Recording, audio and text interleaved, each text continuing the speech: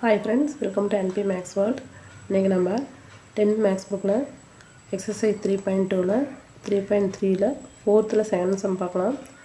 Given the LCM and GCT of the two polynomials p of x and q of x, find the unknown polynomials in the following table.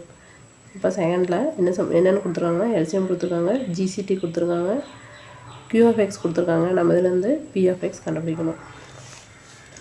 இப்போ LCM என்ன கொடுத்துருக்காங்க, x power 4 minus y power 4, x power 4 plus x square y square plus y power 4. அது GCT x square minus y square. p of x நம்ம கண்டுபிடிக்கணும்.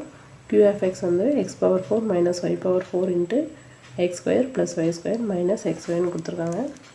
நமக்கு தெரியும் அது p of x into q of x ரெண்டையும் multiply பண்ணால் LCM and GCT multiply அந்த வர ஆன்சருக்கு ஈக்குவலாக இருக்கும். இதனால் நம்ம p of x கண்டுபிடிக்கணும் அப்படின்னா LCM into GCT by q of x. இதில் x power q of x all தான் நம்ம டிவைட் பண்ண போகிறோம். அதுக்கேற்ற மாதிரி இங்கே இருக்கிற வேல்யூஸ் வந்து நம்ம சிம்பிளிஃபை பண்ணி வச்சுக்கலாம். q of x வந்து x power 4 minus y power 4 இருக்குது, இதுலேயும் இருக்குது. அதனால் ஓகே, அது அப்படியே இருந்துட்டு போகுது. இங்கே x square plus y square minus x square இருக்குது. இங்கே வந்து x power 4 plus x square y square plus y power 4னு இருக்குது.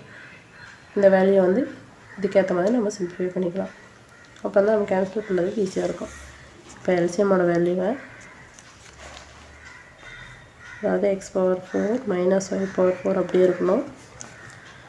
x power 4 plus x square y square plus y power 4 மட்டும் நம்ம சிம்பிளிஃபை பண்ணலாம். இதுக்கு வந்து ஃபார்முலா இருக்குது, அது எப்படி வந்தது அப்படின்னு உங்களுக்கு போட்டு காமிக்கிறேன்.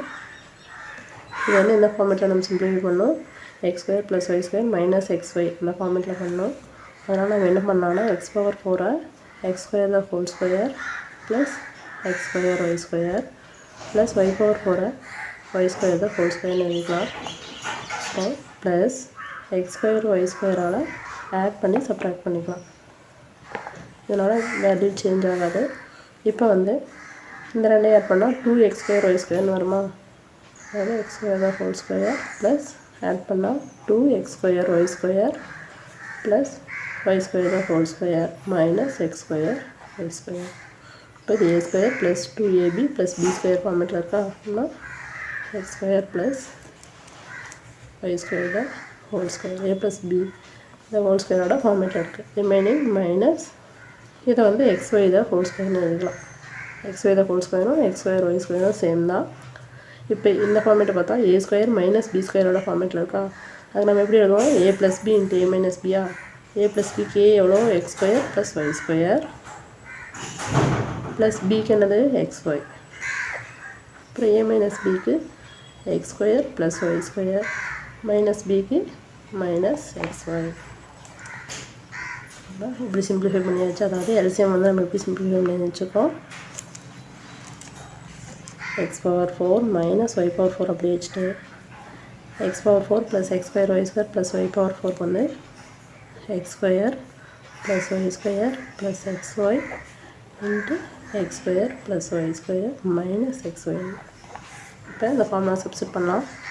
அது பி ஆஃப் எக்ஸ் வந்து கண்டுபிடிக்கிறதுக்கு எல்சிஎம் என்னது, LCM into GCT, அதாவது x power 4 minus y power 4 into x square plus y square plus xy into x square plus y square minus xy into GCT என்ன கொடுத்துருவாங்க, x square minus y square divided by q of x எவ்வளோ, x power 4 minus y power 4 into x square plus y square minus xy.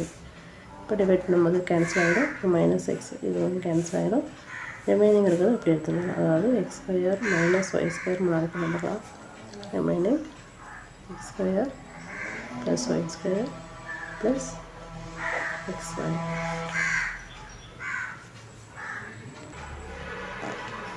இப்போ P of X நம்ம கண்டுபிடிச்சாச்சு. Thank you.